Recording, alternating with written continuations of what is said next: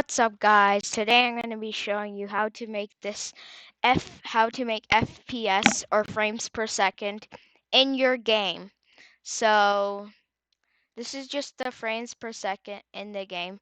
If I turn on turbo mode, it goes way faster.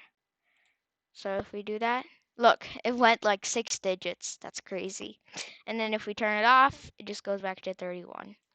Alright, so for this, I'm just going to create a new project. New project. And then let's make a few variables. So this one will be called FPS. Let's untick that for now. This will be called hashtag number counter. Counter.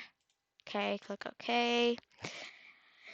And then when flag clicked, forever set number counter to 0, and then wait, or no, not change number counter by 1. All right, and then wait 0 seconds, and then if timer beats 1, then we will do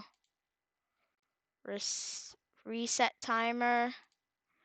We'll set FPS to number counter, and then do set number counter to 0.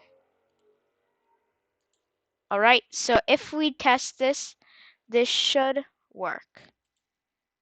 Oh, we forgot to show FPS, sorry. Okay, now it's actually just showing FPS right here. Make it large, read out so you guys can see. Yeah, even if you were to change the thing, it will go back to 30 or go back to the normal FPS. So you cannot really change the FPS in a game unless you do some other code. So thank you guys, and I'll see you guys next time.